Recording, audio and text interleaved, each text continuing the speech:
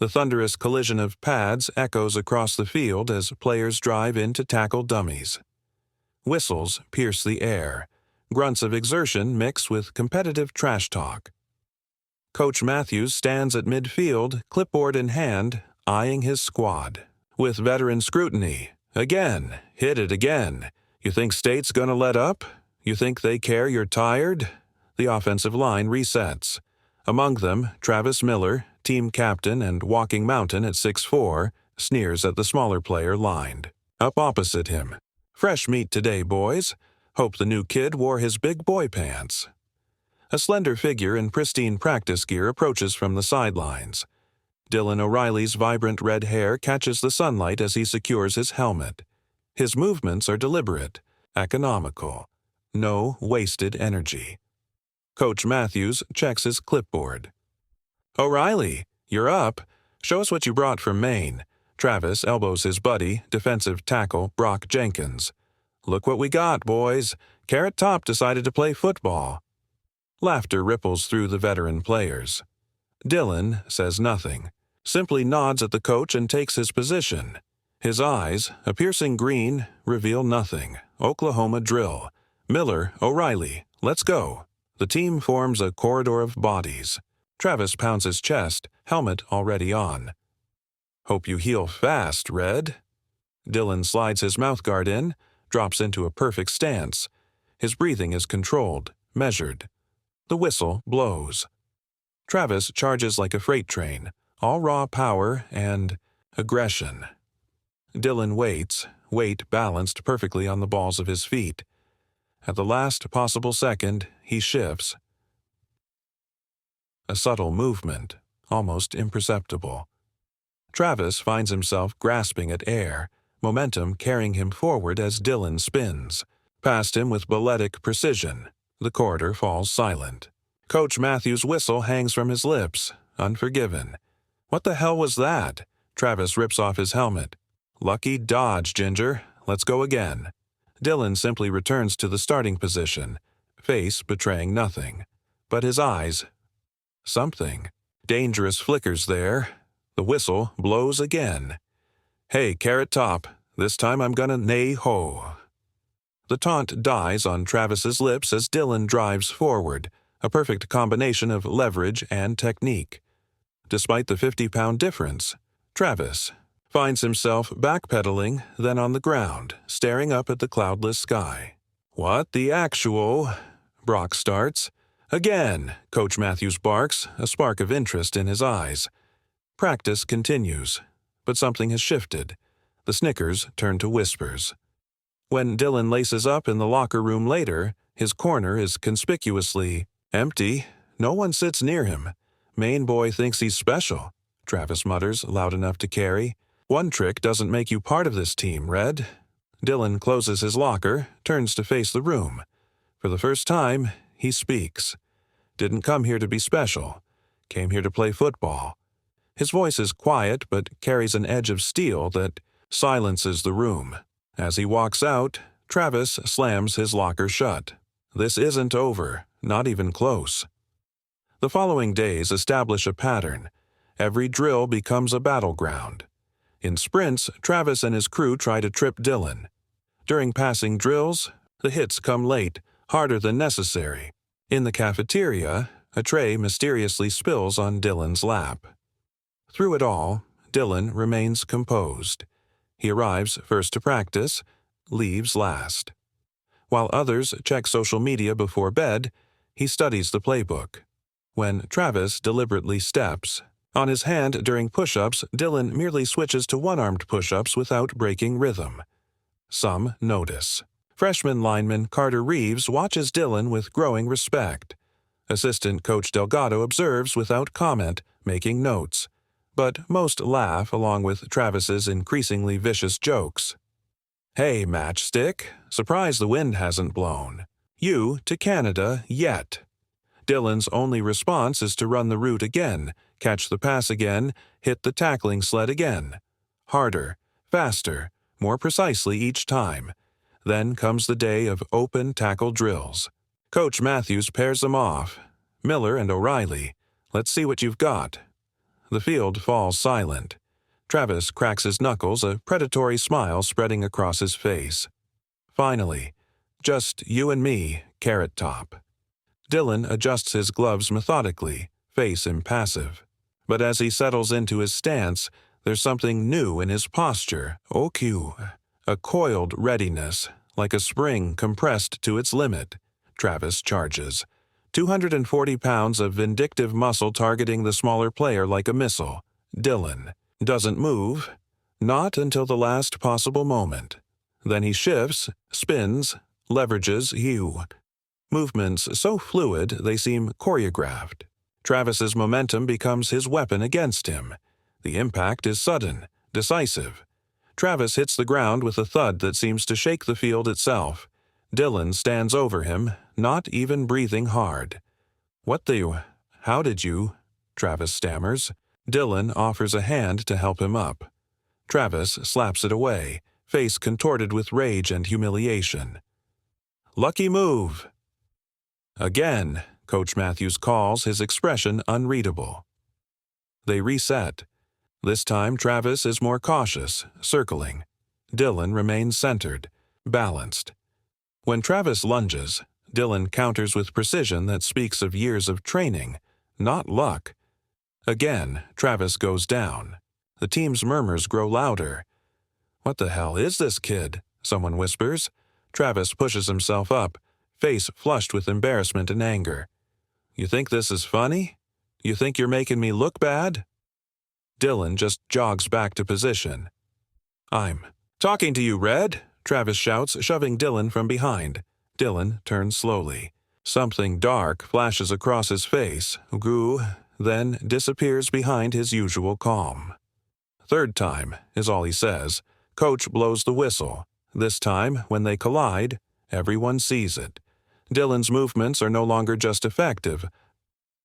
They're revealing.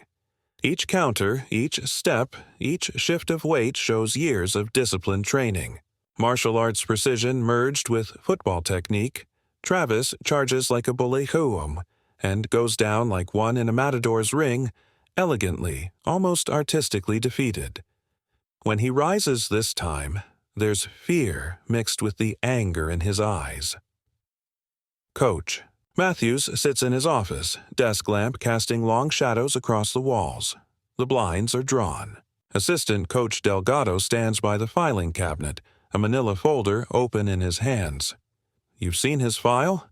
Matthews asks. Delgado nods. Second-degree black belt in Aikido by 14. 3 years of Muay Thai. Started training with his grandfather. After being hospitalized by bullies in middle school. Matthews leans back in his chair. The size fooled me. Kid's what, 5'10", 180? 5'9", 175, Delgado corrects. But look at his conditioning tests. Fastest shuttle run in team history. Vertical jump that would turn heads at the combine. And his football IQ. He whistles low. Matthews studies a photo, younger Dylan in a martial arts GI. Poised and focused despite a crowd of opponents. Why didn't he lead with this? Why take the abuse?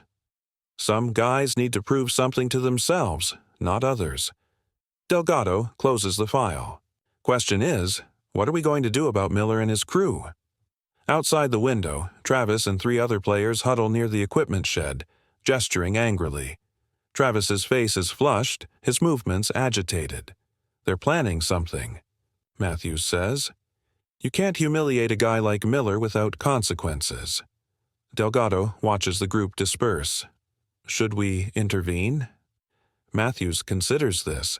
No, O'Reilly can handle himself, and some lessons need to be learned the hard way. The next morning, pre-dawn darkness blankets the empty practice field. Dylan runs solitary drills, his breath forming clouds in the cold air. From his bag, he pulls out a worn Boku, The Art of War, by Sun Tzu, and reads a passage before returning to his workout. Travis and 4 teammates emerge from the shadows, surrounding Dylan in a loose circle. Morning, sunshine, Travis says. Early bird gets the beat down. Dylan carefully places his book in his bag. 5 against 1. Seems fair. Nothing fair about you making me look like a fool, Travis spits. You've been hiding what you are. Playing us. I never hid anything, Dylan replies. You just never asked. Travis steps closer. Well, I'm asking now. Before we rearrange that smug face, I want to know. What's your game? No game. Just football. Brock shoves Dylan from behind. Wrong answer, Red. Dylan absorbs the push without stumbling. His posture shifts subtly. Feet balanced, hands loose at his sides. Last chance, Travis warns. Quit the team by noon, or we'll make sure you leave in an ambulance. Dylan looks each of them in the eye, one by one. I understand you're embarrassed. I understand this is about saving face. But ask yourselves, is this really who you want to be? Silence hangs in the air for a beat. Travis throws the first punch. What follows isn't a brawl, but a demonstration. Dylan moves like water, fluid, adaptive, using their aggression against them. He dodges, redirects, counters with precision that speaks of thousands of hours of practice. One by one, they end up on the ground, winded, disoriented, but largely unharmed. Travis, the last standing, charges with a roar of frustration. Dylan sidesteps, applies just enough pressure to send Travis sprawling face first into the turf. Dylan hasn't even broken a sweat. We can do this again tomorrow if you'd like, he says quietly. And the day after. But eventually, we'll need to practice football. He picks up his bag and walks away, leaving 5 stunned players in the grass. Word spreads. By afternoon practice, the entire team has heard some version of what happened. When Dylan walks onto the field, the usual taunts are noticeably absent. Players give him space, some out of newfound respect, others out of wariness. Coach Matthews assembles the team. Today's scrimmage determines starters for Saturday's game. First-string offense against first-string defense. Show me who wants it most. Dylan lines up with the second string. Travis with the first. O'Reilly, Matthews calls. Your first string today. Miller, second string. The teams realign, tension crackling. Travis's face darkens as he jogs to the sideline. This is bullshit, he mutters to Brock. The scrimmage begins. From the first snap, it's clear something has changed. Dylan plays with contained intensity, reading defenses, making cuts that leave defenders grasping at air. When he blocks, his technique is flawless, even against players 50 pounds heavier. On the sideline, Travis watches, his expression evolving from anger to confusion to something approaching grudging admiration. Third down, red zone. The quarterback calls an audible, a sweep right with Dylan as the primary blocker. The play develops, a linebacker blitzes, unblocked, heading straight for the quarterback. Dylan abandons his assignment, cuts back across the formation, and delivers a textbook block that sends the linebacker to the turf. The quarterback completes the pass for a touchdown. Coach Matthews nods, makes a note on his clipboard. In the fourth quarter, with the score tied, Matthews makes an announcement. Miller, you're in at linebacker. O'Reilly, tailback. One play, winner takes bragging rights. The two line up across from each other. Their eyes meet over the line of scrimmage. Just you and me, Red, Travis says, but the venom is gone from his voice. Wouldn't have it any other way, Dylan replies. The quarterback calls for the ball. Dylan takes the handoff, charging straight toward Travis. No tricks, no misdirection, just a head-on collision between two athletes. They meet with a crack that echoes across the field. Neither gives ground. For a suspended moment, they're locked together, straining, testing each other's will as much as strength. Then Dylan shifts his weight, barely perceptible. And Travis loses his leverage. Dylan breaks free, cutting upfield for a substantial gain before another defender brings him down. As they untangle themselves from the pile, Travis offers Dylan a hand up. Where'd you learn that move? He asks. My grandfather, Dylan answers. 7th-generation Aikido master. Taught me that balance. Beats force every time. Travis nods slowly. Think you could show me sometime? The question hangs in the air. The entire team seems to hold its breath. Sure, Dylan says. First lesson's free. A tentative smile cracks Travis's stern facade. In the locker room after practice, something remarkable happens. Travis approaches Dylan's corner E. The same corner everyone had avoided for weeks. That spot taken? Travis asks, pointing to the bench beside Dylan. Dylan shakes his head. Travis sits. For a long moment, silence stretches between them. I was wrong, Travis finally says, voice low enough that only Dylan can hear. About you. About what makes a player. Dylan continues lacing his cleats. Easy mistake to make. I don't exactly look the part. That's no excuse. Travis stares at his hands. My old man always said red hair meant a bad temper. Guess he was wrong about that, too. Oh, I have a temper, Dylan says with the ghost of a smile. Just learn to channel it differently. More players drift toward them, the invisible barrier around Dylan's corner finally broken. Questions come, Oku, about his training, his techniques, his journey to Granite Ridge. Think you could teach us some of that martial arts stuff? Brock asks. For, agility and balance, Dylan considers this. I could show you some basics, if Coach approves. Coach Matthews watches from his office window as the once-divided team leaves the locker room together, Dylan at the center of an animated conversation. Think they learned their lesson? Delgado asks, joining him at the window. They're getting there, Matthews replies. Amazing what a little humility can do. Saturday. Game day. Granite Ridge Stadium pulses with energy as fans file in, banners waving, band warming up. In the tunnel, the team prepares to take the field. Dylan adjusts, his gloves' focus narrowing to the game ahead. Travis appears beside him, already in his game day intensity. Hey, Red. Dylan looks up. Lead us out today, Travis says. It's not a request, but a recognition. The team parts, creating a path. Dylan hesitates, then steps forward. As he reaches the mouth of the tunnel, he turns back. The team that once mocked him now stands united behind him. Together, Dylan says. Travis nods. Together. They burst onto the field as one unit, Dylan's red hair gleaming in the sunlight like a beacon. On the sideline, Coach Matthews allows himself a rare smile. Sometimes, he tells Delgado, the smallest guy on the field can teach the biggest lessons. The whistle blows. The crowd roars. The game begins. Months later, in the team room, a framed quote hangs on the wall. True strength lies not in dominating others but in mastering yourself.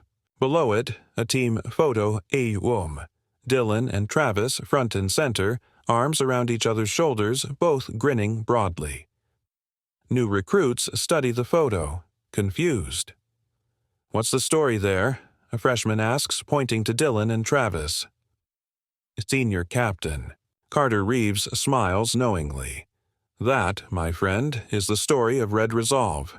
And trust me, you don't judge a player by his hair color around here. In the weight room down the hall, Dylan spots Travis on the bench press. Their once bitter rivalry now the foundation of the team's strongest bond. One more, big guy, Dylan encourages. Channel that inner fire. Travis pushes through the final. Rep, racking the weight with a satisfied grunt. Speaking of fire, Red, when are you going to admit that ridiculous hair of yours is your secret weapon? Dylan laughs, offering a towel. Never reveal your advantages. Sun Tzu taught me that. Yeah, well, Sun Tzu never had to block a 300-pound defensive end, Travis counters. They bump fists. Oh, a ritual that began as a peace offering and evolved into a symbol of their unlikely brotherhood. Outside, a new group of recruits arrives for their campus tour, among them a slender kid with bright red hair, looking nervously at the imposing facilities. Travis nudges Dylan. Look familiar? Dylan watches the nervous recruit, seeing his former self. Think I should talk to him? Definitely. Tell him he came to the right place. Dylan nods, walking toward the new arrival with purpose in his step.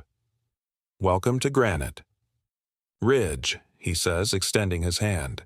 Where we judge you by your heart, not your appearance. The recruit's anxious expression melts into relief. Trust me, Dylan adds with a knowing smile, you're going to fit in just fine here.